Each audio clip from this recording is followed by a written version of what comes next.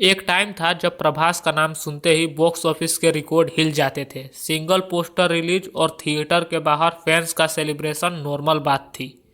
और आज हर नई फिल्म के साथ एक ही सवाल रिपीट होता है, इज दिस प्रभास कमबैक या फिर एक और डिसअपॉइंटमेंट। बाहुबली से पहले प्रभास एक सक्सेसफुल तेलुगु सुपरस्टार थे, लेकिन बाहुबली ने उन्हें वहां पहुंचा दिया जहां इंडिया का कोई एक्टर पहले नहीं गया था।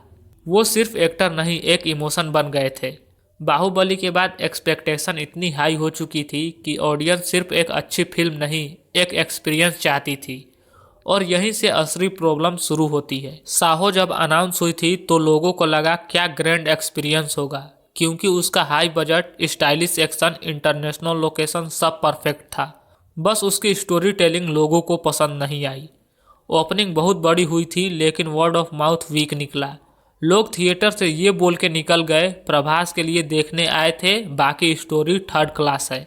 देखो यार, सच बात यह है कि साहो से लेकर आदि पुरुष तक प्रभास ने सिर्फ स्क्रिप्ट नहीं चुनी बल्कि हाई बजट्स चुने।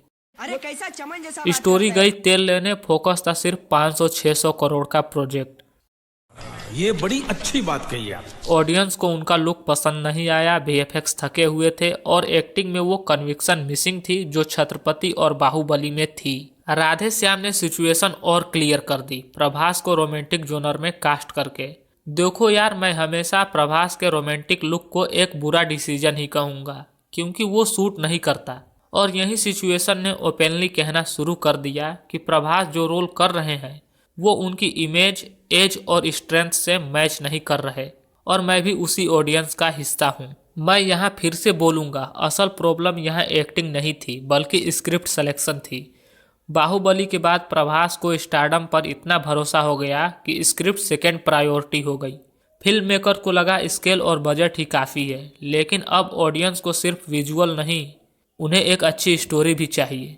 लेकिन यहाँ एक और इम्पोर्टेंट बात समझना बहुत ज़रूरी है, इतनी क्रिटिसिज्म के बाद भी प्रभास इररिलेवेंट नहीं हुए। आज भी उनकी फिल्म मैसिव ओपनिंग लेती है, फैन बेस अभी भी लॉयल है। ये बड़ी अच्छी बात कही आप। सालार इसका बेस्ट एग्जाम्पल है। इस फिल्म में प्रभास ज़्यादा कंट्रोल्ड, ग्राउंडेड और कॉन्फिडेंट लगे। ऑडियंस का रिस्पॉन्स बहुत बेटर था और लोगों ने ये माना कि अगर प्रभास सही डायरेक्टर और सही स्क्रिप्ट के साथ हो तो मैजिक अभी भी पॉसिबल है। सालार के बाद एक होप जनरेट हुई कि शायद प्रभास अपने काम को लेकर सीरियस जोन में वापस आ चुके हैं। ऑडियंस को लगा कि अब चॉइसेस ज़्यादा फोकस्ड होंगी, ज़्यादा ग्राउंडेड होगी। लेकिन उसके बाद आई द राजा साहब और यहीं से कंफ्यूजन और ज़्यादा डीप हो गई। ऑडियंस का रिएक्शन मिक्स से ज़्यादा नेगेटिव साइड पे चली गई। कुछ लोगों को प्रभास का एक्सपेरिमेंटल अटेम्प्ट पसंद आया, लेकिन मेजोरिटी का ये कहना था कि फिल्म ना तो हॉरर को फुली सेटिस्फाई करती है, ना कॉमेडी को, और ना ही प्रभास के स्टारडम को प्रॉपरली यूटिलाइज करती है। इस फिल्म के बाद क्रिटिसिज्म और ज़्यादा शार्प हो गई। अब ऑडियंस ये नहीं पूछ रही कि प्रभास कमबैक कब करेगा, बल्कि ये पूछ रही है कि प्रभास अपनी ताकत समझ भी रहे हैं या नहीं। द राजा साहब मूवी ये प्रूफ करती है कि प्रभास का डाउनफॉल एक दो फ्लॉप का रिजल्ट नहीं है, बल्कि एक पैटर्न का रिजल्ट है, जहां एक्सपेरिमेंट बिना सॉलिड राइटिंग के की जा रही है और स्टारडम को स्क्रिप्ट का रिप्लेसमेंट समझा जा रहा है। आज प्रभास के करियर का सबसे बड़ा चैलेंज ये नहीं है कि वो फ्लॉप दे रहे हैं, चैलेंज ये है कि ऑडियंस उनसे क्लैरिटी चाहती है। वो ये देखना चाहती है कि क्या प्रभास खुद जानते हैं कि उनका कंफर्ट किस जोन में है। जब आप इंडिया के बिगेस्ट सुपरस्टार में से एक हो, तब आपका कमबैक एक फिल्म से नहीं, सही स्क्रिप्ट चॉइस से होता है। बाकी यही था आज के मेरे इस वीडियो का मोटिव, जो मुझे तुम्हें बताना था। और मैं चाहता हूं कि प्रभास इस बात को जल्दी समझ जाए कि उन्हें हेवी बजट वाली मूवी को नहीं, सही स्क्रिप्ट और स्टोरी के साथ मूवी साइन करनी चाहिए।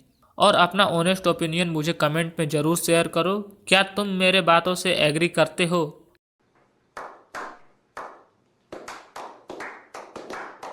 और वीडियो पसंद आया तो लाइक, शेयर और सब्सक्राइब करना मत भूलना।